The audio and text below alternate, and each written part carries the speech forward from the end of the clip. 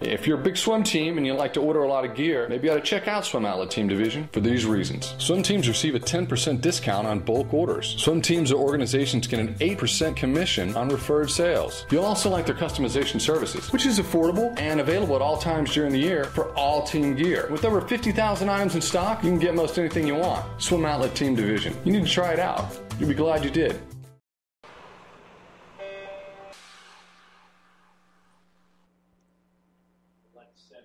This is the Morning Swim Show for Wednesday, January 9th, 2013. I'm your host, Jeff Cummings. Joining us in the Finis Monitor today will be Sebastien Rousseau.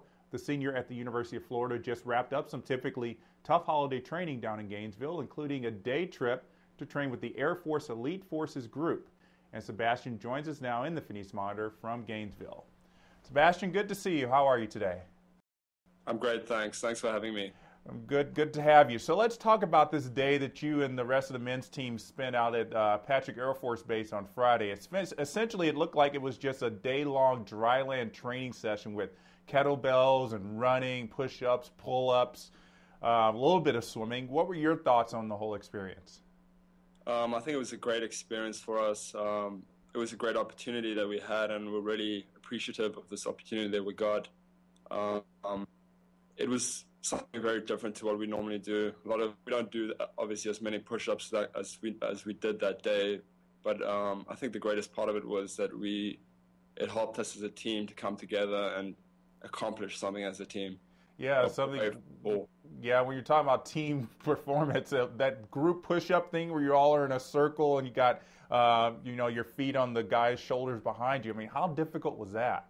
That was pretty difficult, especially when we did it twice, one on the beach and one on the road. The one on the beach was pretty tough because your hands would start to give way. So it was all about not living up for the team and just holding the count and getting it done. Well, besides those push-ups, or I guess it wasn't really push-up, just holding it, but what other things would you say was the hardest thing that you did that day? We did a lot of running. We haven't run for a while, so running on the beach, getting into the water so we were completely soaked with water, then getting back out, and then continuing running across the beach was pretty tough. Your feet got pretty heavy from getting wet and getting all the sand in there, so that was pretty tough. Gosh, I can't imagine having to do that every day. And I'm sure you guys, something like a 1,000 fly or whatever for time probably pales in comparison to all that. Yeah, I think a lot of us would have taken that option if we had the choice. So you guys came back. Were the women jealous that they didn't get to experience that, or were they pretty happy? They had a separate experience. They went to Sarasota and had their own kind of team bonding. A little bit different to what we did, but I'm sure it worked for them. Now, how will this experience that you guys had at the Air Force Base help the team out in the long run?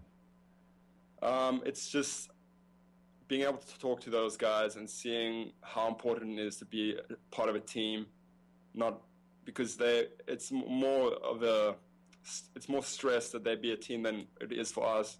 So we get to see it in a better example, because if those guys don't be good teammates, then in the end someone could end up losing their lives, it's not something that can happen in swimming, but it teaches us that how important it is to be a part of a team and not give up on your teammates. Well, the team's doing really well this year. I can tell that you guys have really been putting forth the work, which is not very easy to do coming off the Olympics. Now, the team doesn't usually rest until a conference meet, but you guys got the opportunity to do that at the Columbus Invite in November. What was the thinking behind this change in strategy as far as racing? I think the main idea behind it was the fact that we had put in such good work during the fall. Coach Troy was really happy with how we'd done, and I guess he just wanted to see how we could do with a couple days of rest. Yeah. Well, you did pretty well. 144.0, 200 IM, 341, 400 IM, 143, and the 200 fly. How do you feel about the swims that you had? I was pretty happy with them. A couple best times, which is great for in season, but I think we've got to put that in the past now, and we're working towards a great spring with SECs and NCAAs. Now, a lot of people may not remember that you took last season off to redshirt for training for the Olympics for South Africa, and you got to swim at the Olympics in the 800 free relay. Looking back on that time in that redshirt year, what did you learn from it? I learned a great deal from that year. I trained for the fall semester, I trained half the time with the college group and half the time with our postgrad group. And then in the spring season, I trained completely with our postgrad group. And I learned a lot training with guys like Peter Van der Kay, Connor Dwyer, Ryan Lochte, the Fraziers, all those kind of guys who know what to do to get to the very top, and they proved it in London by getting medals and learning how to take your body to another level and doing it on a daily basis is something that I think I learned from them. Well, you said you spent part of the time training with the college team and part of the time training with the postgrad team. Is there really a major difference in training that the two groups have?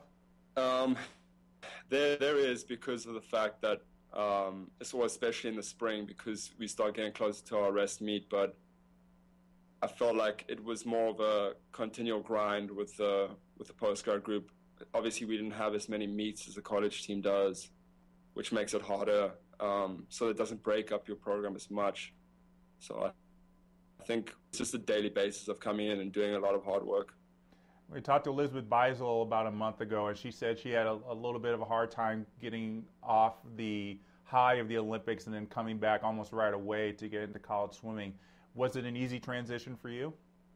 I think it kind of was, because of the fact that I had been away from the college team.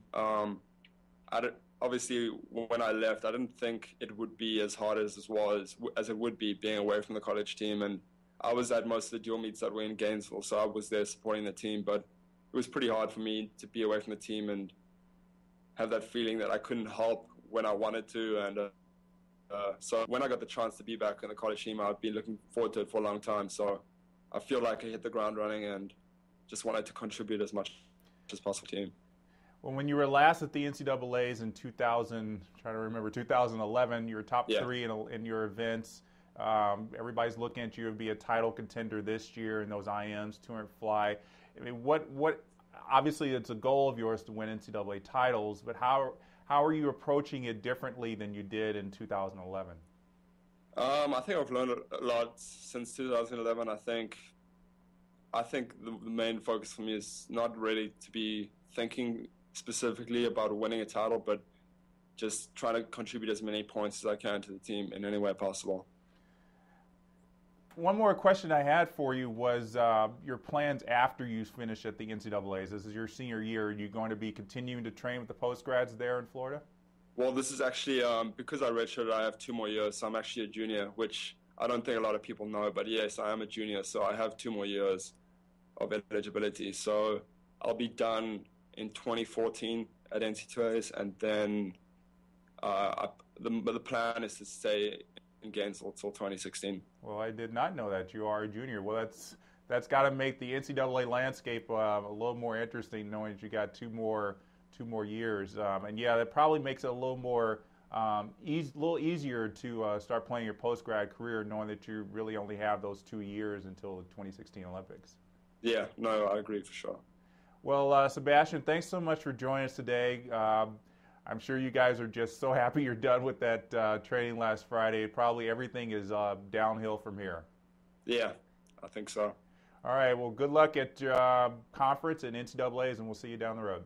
Thanks very much. Thanks, All right, so that's Sebastien Rousseau joining us today in the Finis Monitor, and that will wrap it up for today's show. I'm Jeff Cummings. Thanks for watching.